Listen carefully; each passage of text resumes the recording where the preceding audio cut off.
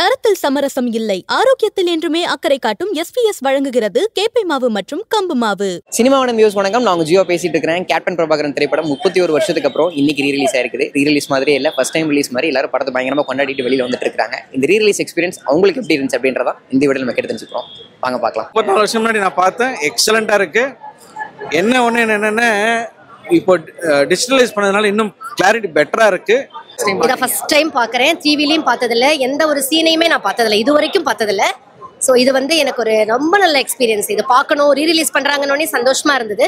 So இது பார்க்கணுன்ட்டு வந்தேன். ரொம்ப நல்லா இருந்தது. இது ரீரிலீஸ்ன்னு என்னால் சொல்ல முடியலை.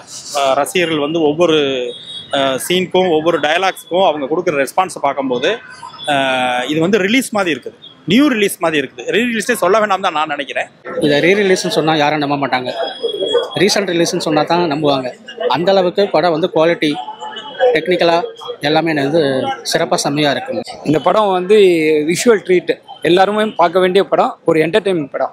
ரஜினி சாரும் கமல் சாரும் ஒரு பெரிய லெவலில் ஒரு மாஸ் சாம்ராஜ்யத்தை உருவாக்கி இருக்கும் போதே தன்னுடைய 100வது படத்தை இறக்கி இங்கே நானும் ஒரு மாசு தான் அப்படிங்கிற ஒரு தனி ஒரு சாம்ராஜ்யத்தை தமிழ்நாட்டில் உருவாக்கி வச்சிருக்கிறாரு கேப்டன்ங்கும் போது, அதை பார்க்கும்போதே ஏதோ டைம் டிராவல் 30 வருஷம் பின்னாடி டைம் டிராவல் பண்ணி போய் பார்த்த மாதிரி இருக்கு. ஃபர்ஸ்ட் டே ஃபர்ஸ்ட் ஷோ அப்போ ஆக்சுவலாக டிவியில் பார்த்தது தான், தேட்டரில் பார்க்கல.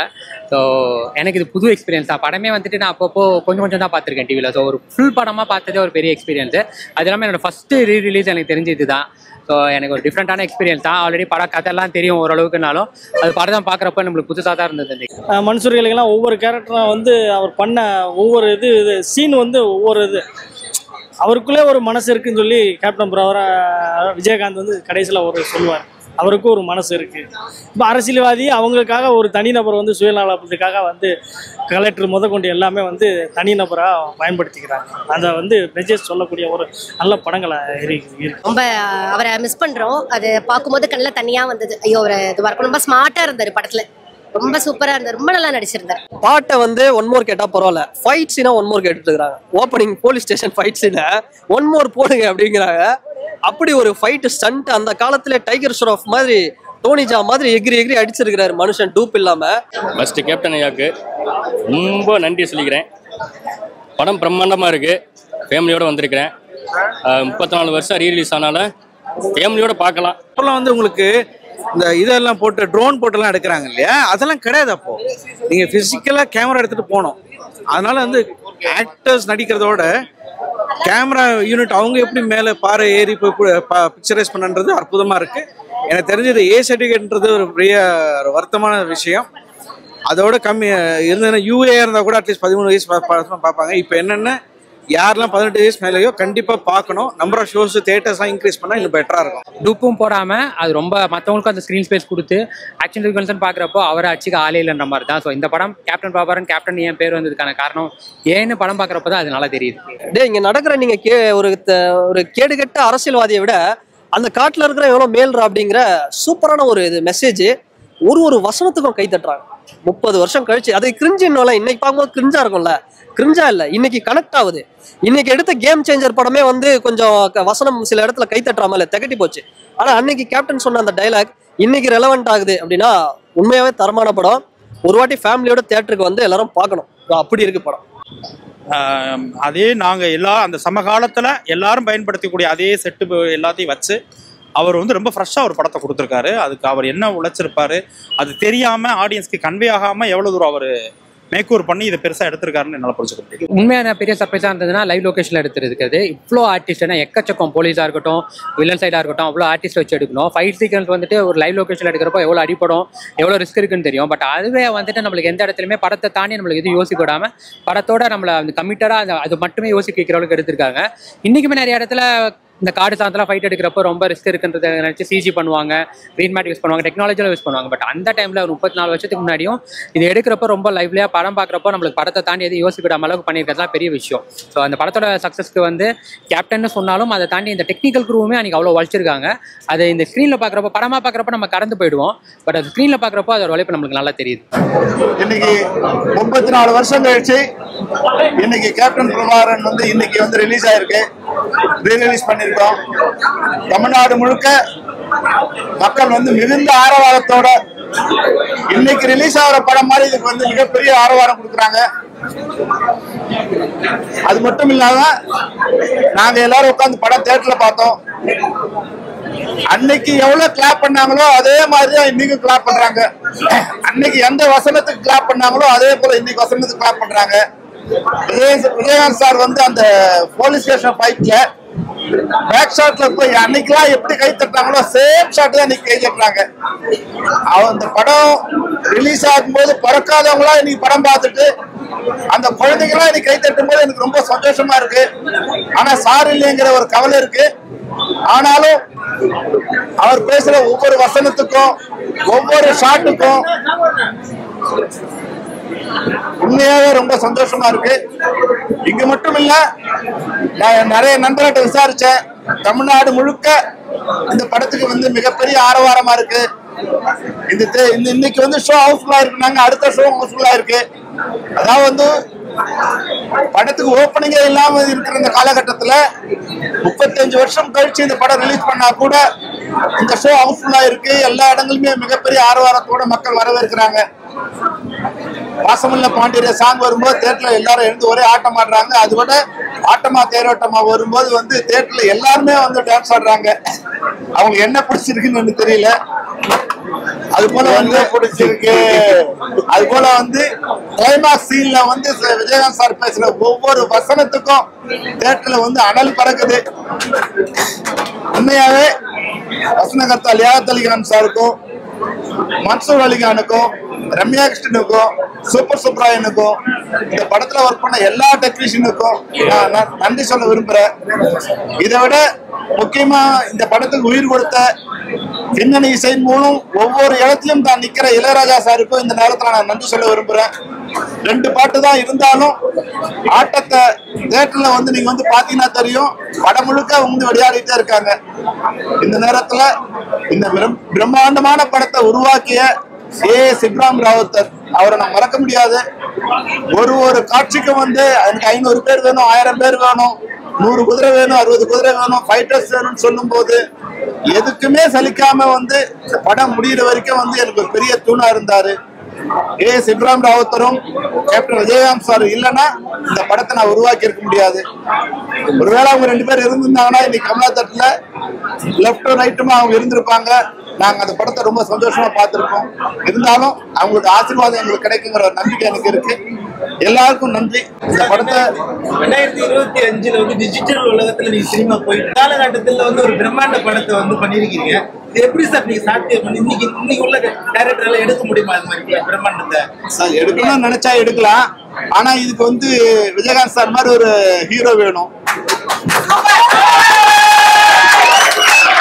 கேப்டன் பிரபாகரன் 2க்கும் லியாகத் அலி கான் தான் வசூலை எழுதுவார்.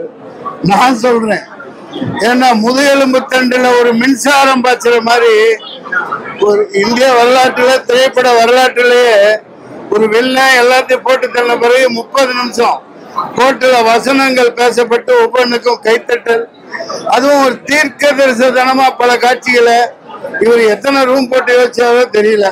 இப்ப நடந்துட்டு இருக்கிறது அப்படியே நடக்குது.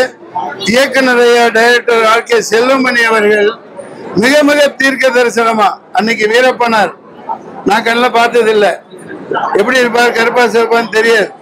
ஆனா 2 வருஷம் கழிச்சு இந்துல வேலை செஞ்ச ஒரு பையன் வந்தான். அது எப்படி என்ன சாவடிக்கிற மாதிரி காட்டலாம், நான் தான் பிரபாகரனை சாவடிக்கிற மாதிரி காட்டணும் அப்படின்னு சொல்லி மிரட்டி விட்டு இருந்தார் வீரப்பனார். அவர் ஒரு கதாநாயகனா மக்கள் மத்தியில வாழ்ந்துட்டு இருந்ததுதான் இந்த படம் வெற்றிக்கு மிக மிக முக்கிய காரணம். மிக மிக முக்கிய காரணம் சினிமா ரசிகர்கள், தமிழக மக்கள் கேப்டனின் அன்பும் மக்கள் ஆதரவும் தான் இந்த நிமிஷம் வரைக்கும் இவ்வளவு பெரிய கூட்டத்தை கூட்டி இன்னமும் பார்க்க வச்சுக்கிட்டு இருக்கு. அதுக்காக அந்த மக்களுக்கு நான் மிக மிக தமிழக மக்களுக்கும் தென்னிந்திய மக்களுக்கும் நான் ரொம்ப கடன் பெற்றிருக்கேன். இளையராஜா அவர்களின் இசைதான் என் பாத்திரத்தை காப்பாற்றினது. ஒவ்வொரு இடத்துல பின்னணி அப்படி நான் வரையில அவர் கொடுக்கிற ஆர்டர் வாழ்க்கையில மறக்கவே முடியாது. இப்படி ஒவ்வொன்றா நன்றி சொன்னோம். சரத்குமார் சார், ரம்யா கிருஷ்ணன் அவர்கள். எனக்கு நான் இதுல சாதாரணமா தான் நடிக்க இருந்தேன்.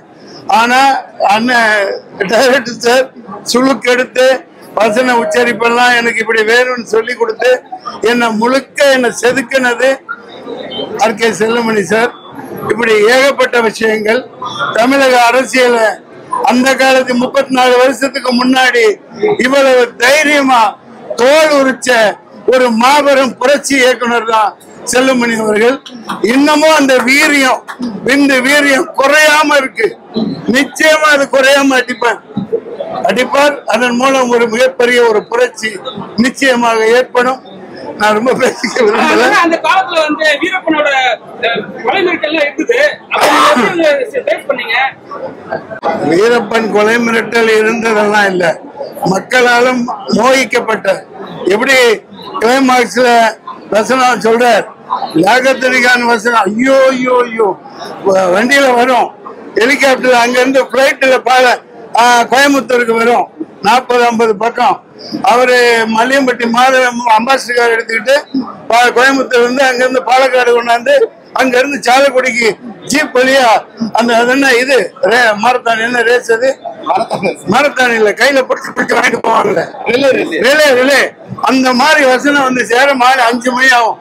ஏன் கூப்பிடுறேன், எங்கேயாவது குதிரை கடையில உட்காந்து புல்லு கடிச்சிட்டு இருப்பேன், என்னை கூப்பிட்டு பேச வைப்பாங்க. அப்படி ஒரு வசனம். நான் நீங்க கேட்டது அதான் வீரப்பன். அவர் எல்லாரும் அவர் எப்படி கிளைமாக்ஸ்ல காமிச்சிருந்தாங்க, அதே மாதிரி அந்த வீரப்பனை திட்டமிட்டு தான் பண்ணாங்க. அவன் நிச்சயமா சாகடிச்சிருக்க முடியாது, திட்டம் போட்டு அதே மாதிரி பயனடைந்தவர்கள் பேர் சொல்லிடக்கூடாதுங்கிறதுக்காக கொல்லப்பட்டவர் தான் இன்றைக்கும் அந்த வீரப்பன் மக்கள் மனதில் வாழ்ந்து கொண்டிருக்கிறான். கதாபாத்திரமாக அல்ல, உண்மையாக வாழ்ந்து கொண்டிருக்கிறான். அவன் இருந்த வரைக்கும் காடு நல்லா இருந்துச்சு, தண்ணி எல்லாம் வந்துகிட்டு இருந்துச்சு, எவனும் டேம் கட்டுறதை பத்தி யோசிக்க மாட்டான். இப்ப மறுபடியும் ஒரு வீரப்பன் பிறப்பான், வருவேன். நன்றி. இந்த படம் எடுக்கும் போது நான் பிறக்கல, அண்ணன் தான் பிறந்திருந்தாங்க. அந்த படம் வந்து வீட்டுல டிவில தான் பார்த்திருக்கேன். ஃபர்ஸ்ட் டைம் தியேட்டர்ல பாக்குறது எனக்கு ரொம்ப ரொம்ப சந்தோஷமா இருந்துச்சு.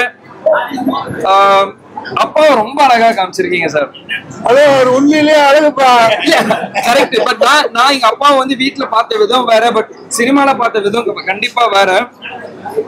ரொம்ப சூப்பரா இருந்துச்சு படம். எல்லாரும் சொன்ன மாதிரி அந்த டயலாக்ஸ் எல்லாமே ரொம்ப அருமையான டயலாக் டெலிவரி யாருமே பேச முடியாது. டயலாக் டெலிவரி, மாடுலேஷன் எல்லாருமே வந்து அந்த ஓப்பனிங் ஃபைட்டை ரொம்ப என்ஜாய் பண்ணி இப்பவும் பாக்குறாங்க. இப்ப இருக்க 2K கிட்ஸா இருக்கட்டும், அப்ப இருந்த 90s இருக்கட்டும், எல்லாருமே இன்னமும் இந்த படத்தை ரொம்ப என்ஜாய் பண்ணி பாக்குறாங்க. டைலாக்ஸா இருக்கட்டும், சாங்ஸா இருக்கட்டும், ஃபைட்டா இருக்கட்டும், ரொம்ப நல்லா பண்ணியிருக்காரு சார். நான் இந்த படத்தை 90sல எடுத்தாங்கன்னு சொன்னா நம்பவே முடியாது. ஏன்னா அப்பாவே வந்து இவ்வளவு டெக்னாலஜி, இவ்வளோ கிறிஸ்பான, இவ்வளவு ஷார்ப்பா எடுத்திருக்காரு. இப்போ இந்த படம் பார்த்தா கூட போர் அடிக்கல. என்ன இப்ப இருக்கிற ஹீரோவா கேட்டீங்கன்னா இந்த மாதிரி படம் இன்னும் நிறைய டைரக்டர்ஸ் எடுக்கணும், இந்த மாதிரி இன்ட்ரெஸ்டிங்கா கொண்டு வரணும்னு தான் நான் ஆசைப்படுவேன். ரொம்ப வருஷம் கழிச்சு அப்பாவை ஸ்கிரீன்ல பார்க்கும் போது எனக்கு அழுக வந்துருச்சு, என்னால அதை கண்ட்ரோல் பண்ண முடியல. ஸோ இந்த மாதிரி இன்னும் நிறைய அப்பாவோட படத்தை எனக்கு ஸ்கிரீன்ல பார்க்கணும்னு ரொம்ப ஆசையா இருக்கு.